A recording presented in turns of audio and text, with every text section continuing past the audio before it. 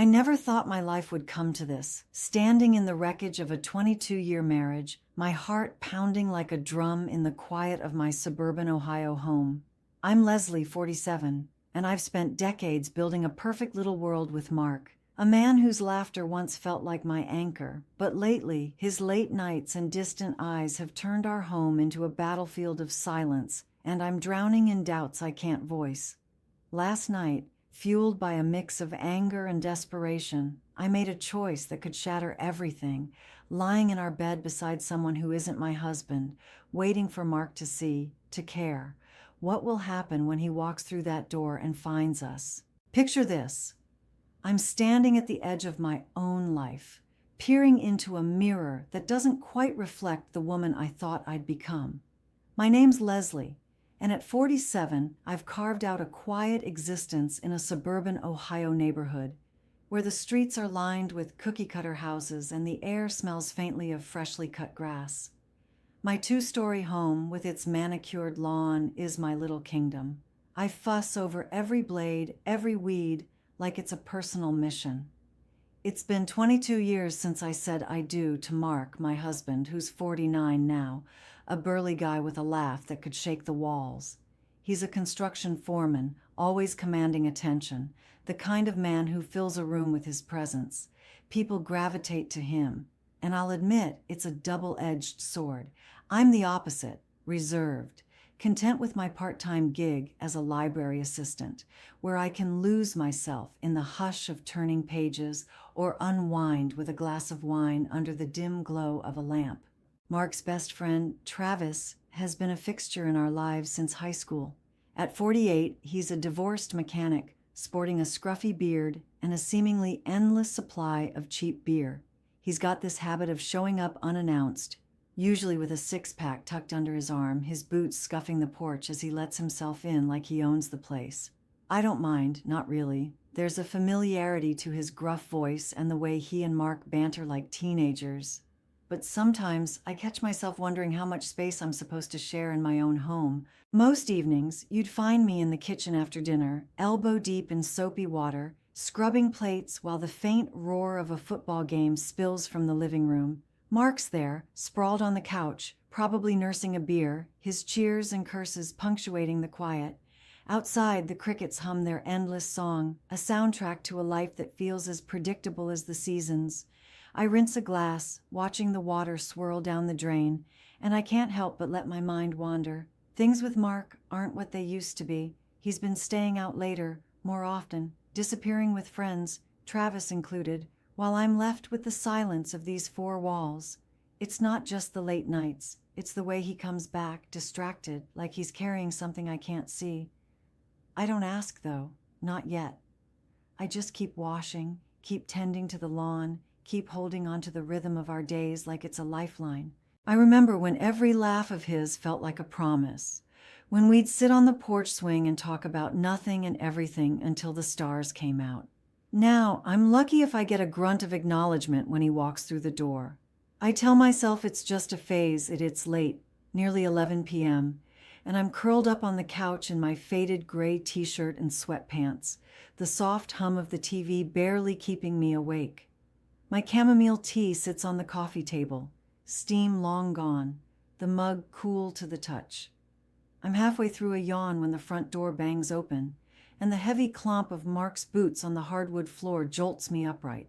Before I even see him, the sharp, sour stench of beer hits me like a wave. He stumbles into the living room, his cheeks flushed a deep red, his eyes glassy and unfocused. And there, slung over his shoulder like a sack of potatoes, is Travis, looking even worse for wear. The man can barely stand, his head lolling as he mutters something incoherent, his breath reeking of cheap liquor. I stand up, crossing my arms tight over my chest, irritation bubbling up before I can stop it. "Mark, why didn't you call? You couldn't give me a heads up?" My voice is sharper than I mean it to be, but I'm tired, and the last thing I need is this mess in my house at this hour. He just laughs, a sloppy, careless sound, and waves a hand at me like I'm overreacting. "Relax, Les. Travis just needs a place to crash." "No big deal," he slurs, already turning to drag his buddy toward the stairs. I stand there, dumbfounded, watching as he half hauls Travis up, the two of them stumbling like a pair of clumsy giants. And where does he take him? Not the guest room, not even the couch. No, he heads straight for our bedroom, our king-sized bed, the one place in this house that's supposed to be mine. Ours. My bare feet feel the chill of the wooden steps as I follow them up, my jaw tight, hands clenched into fists at my sides. I stop in the doorway, and there's Travis sprawled out on my side of the bed, his muddy boots still on, smearing dirt across the clean sheets I'd just changed this morning. He's snoring almost instantly, a loud, grating rumble that fills the room.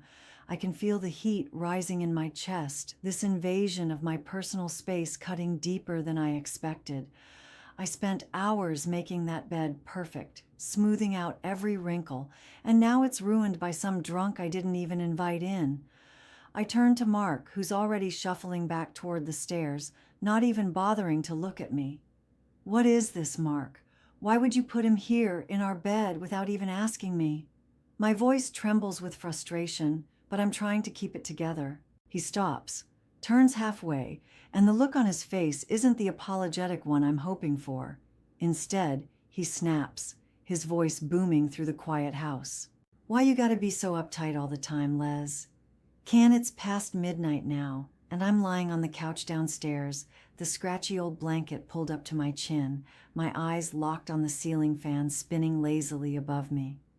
The house is quiet, save for the faint hum of the blades cutting through the still air.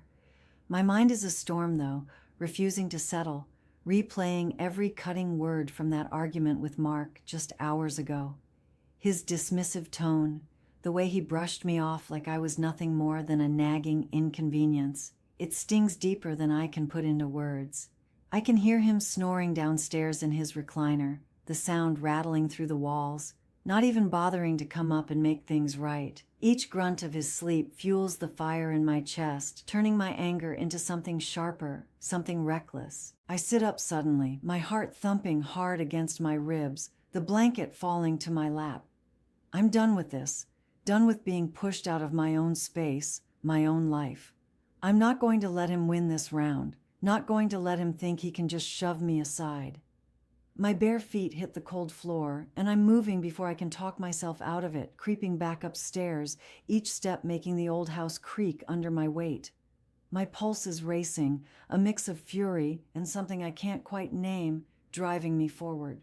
I reach the bedroom door, and there's Travis, still passed out on my side of the bed, his boots still caked with dirt, one arm dangling off the edge like he owns the place. The sight of him there in my sanctuary should make me turn around, but instead it ignites something spiteful in me. In a moment of pure, burning defiance, I make a choice I never thought I'd make. I'm not just going to stand here and fume. I'm going to make a point. My hands are trembling as I step closer, my breath shallow, the adrenaline surging through me like wildfire. I grip the edge of the covers, my knuckles whitening, and slowly pull them back. The mattress dips under me as I slide in beside Travis, careful not to touch him, lying just inches away. My body is rigid, every muscle tense, my mind screaming at me to get up, to stop this madness, but I don't. I'm not here to rest. I'm here to show Mark that I'm not invisible, that I won't be erased from my own home. The air feels thick, charged with the weight of what I'm doing, and I can't tell if it's triumph or dread twisting in my gut. Travis doesn't even stir at first, his heavy breathing filling the room, the stale scent of beer clinging to him. My heart is a drum in my chest, each beat louder than the last, as I lie there, staring at the ceiling, questioning every decision that led me to this moment. What am I even proving? That I can be as reckless as Mark? That I can hurt him the way he's hurt me? My thoughts are a tangled mess, spiraling out of control, but I can't bring myself to move. Then, out of nowhere, Travis mumbles something incoherent in his sleep, his body shifting, rolling closer to me. I freeze, my breath catching in my throat, every nerve on edge as I feel the heat of him near me. His arm brushes against mine, a heavy, unintentional weight, and I'm suddenly hyper-aware of everything, the roughness of his sleeve, the faint smell of motor oil mixed with alcohol, the sheer surrealness of this situation. My mind screams at me to pull away, to get out of this bed and end this foolish act of rebellion, but I don't. I stay there, rooted to the spot, letting the moment stretch on, fueled by a toxic mix of anger and a desperate, aching need for Mark to see me, to notice me, to feel something. It's like I've crossed a line I didn't even know was there, stepping into a version of myself I don't recognize. I'm not sure how long I lie there, caught in this strange, charged limbo, my thoughts racing between regret and defiance. Every creak of the house makes the gray light of early morning, seeps through the bedroom curtains, casting a dull, cold glow across the room. I'm sitting up in bed, my hair a tangled mess, my heart hammering in my chest like it's trying to break free. Travis is still beside me, his breathing slow and heavy, oblivious to the storm brewing just beyond this moment. I can feel the weight of last night's reckless decision pressing down on me, a mix of shame and defiance churning in my gut. Then I see him, Mark, standing in the doorway, his broad silhouette filling the frame, an imposing shadow against the faint light.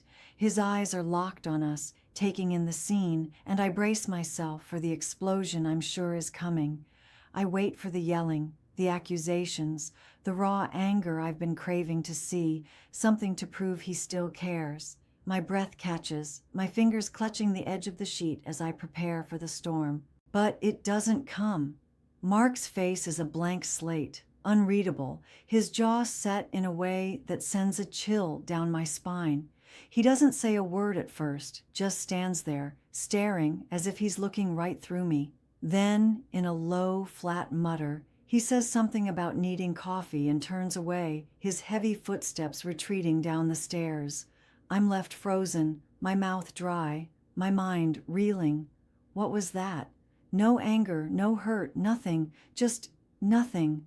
My stomach twists, a hollow anger blooming inside me, sharper than I expected. How can he just walk away like this doesn't matter? Like I don't matter? The silence he leaves behind is louder than any shout could ever be.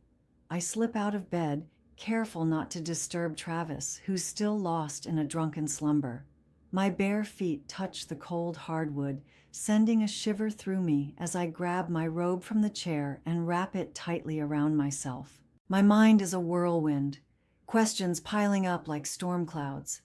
I need to know what's going on in Mark's head, need to understand why he's acting like he didn't just see what he saw. I pad quietly down the stairs, each creak of the old house sounding like a gunshot in the stillness of the morning. The air feels heavy, charged with unspoken words, and my pulse hasn't slowed a bit by the time I reach the kitchen.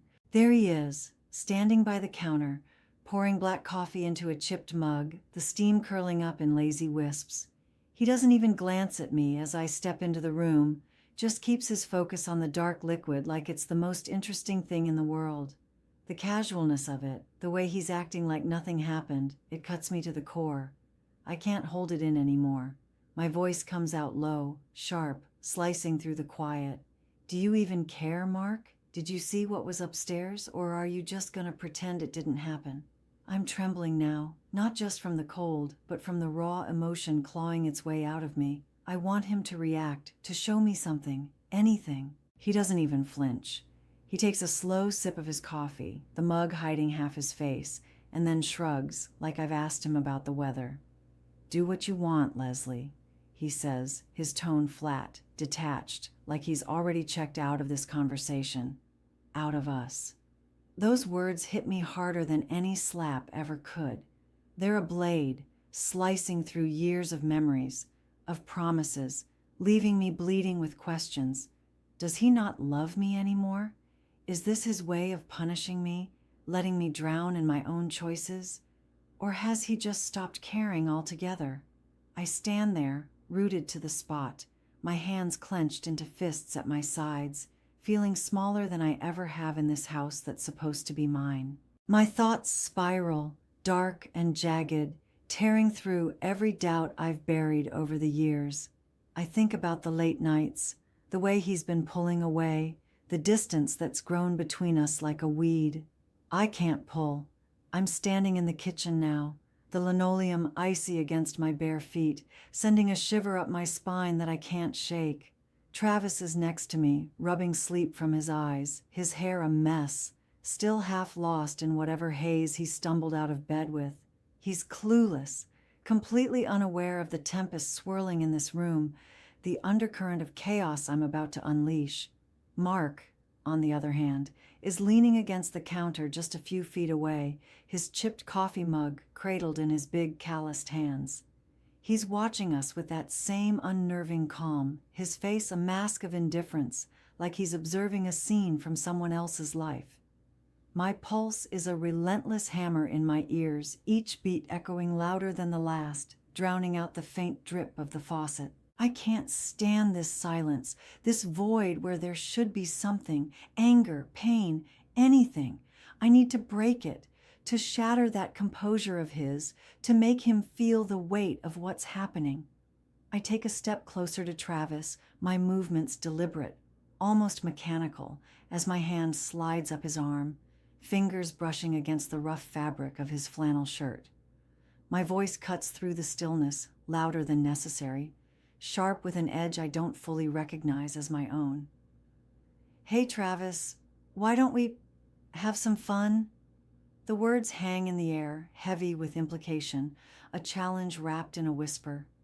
I can feel the heat rising to my cheeks, not from want, but from the sheer audacity of what I'm doing. This isn't about Travis, not really. It's about Mark, about forcing him to react, to show me I still exist in his world. Travis lets out a confused grunt, his brow furrowing as he blinks at me, clearly caught off guard. His eyes dart to Mark, then back to me, uncertainty flickering in them like a dim light. The tension in the room thickens, suffocating, pressing down on us like a physical weight.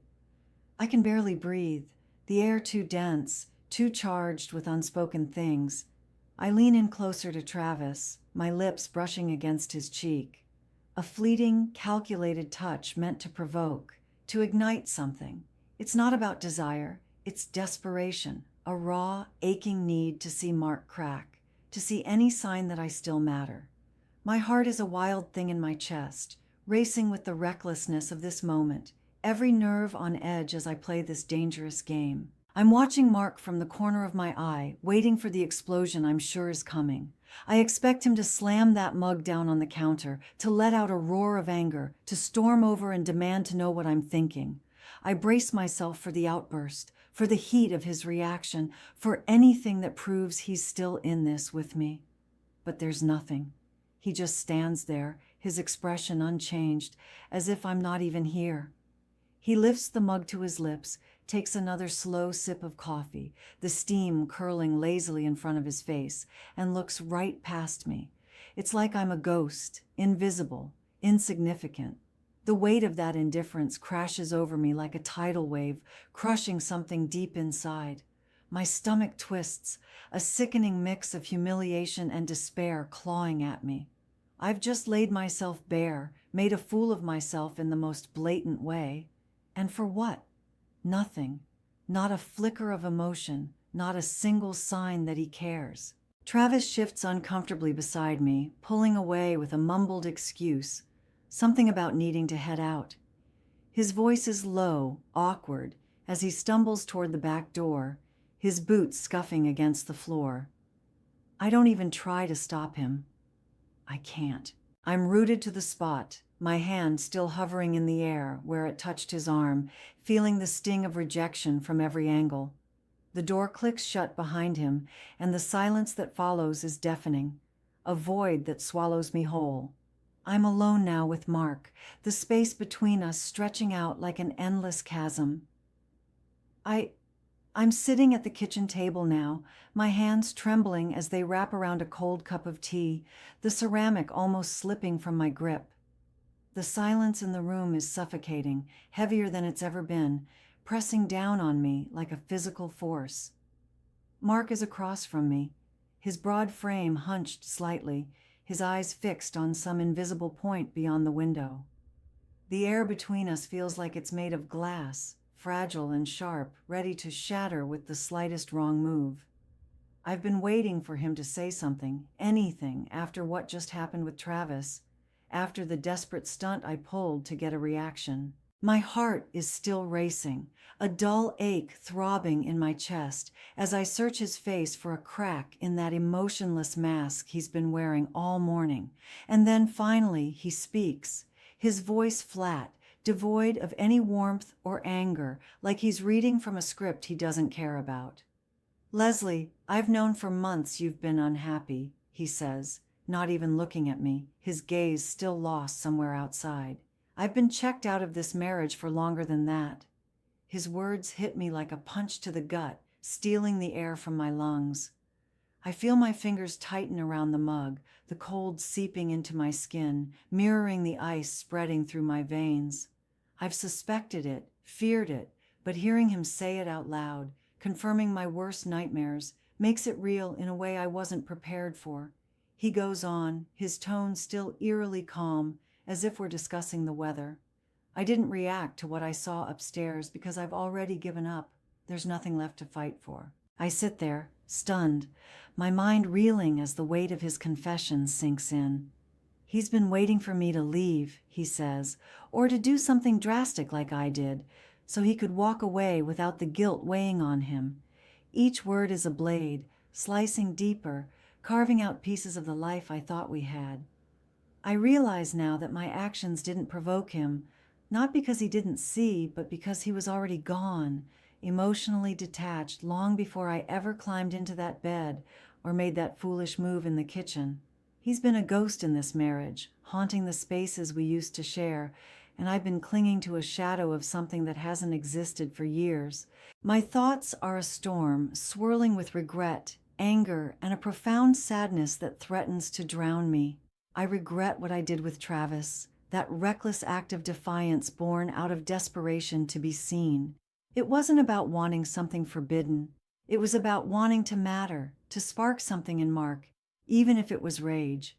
But now, knowing it meant nothing to him, I feel the shame burn hotter, a bitter taste in my mouth. I'm angry too. Angry at Mark for letting our marriage decay, for not fighting, for not even caring enough to argue. How could he just stand by while the years slipped through our fingers, while I poured everything I had into keeping us afloat? And the sadness, oh, it's the heaviest of all. A deep, aching sorrow for the decades we've lost. The memories that once felt like treasures now tarnished by this cold, empty truth. I look at him, searching for something, remorse, pain, anything, but his face remains a blank wall, unyielding. The kitchen feels smaller somehow, the walls closing in as the reality of our broken bond settles over me like dust. I think about the early days, the laughter that used to echo through this house, the way his hand would find mine under the table during quiet dinners. Where did that go? When did we stop being us? My eyes sting with unshed tears, but I blink them back, refusing to let them fall. Not now, not in front of him. I've already shown too much, bared too much of myself in these past hours, and for what? To be met with this void, this indifference that hurts more than any heated argument ever could. The day drags on in a haze, each minute stretching into eternity. Don't forget to subscribe, like, and comment if you enjoyed this story. This will help us create more engaging stories for you.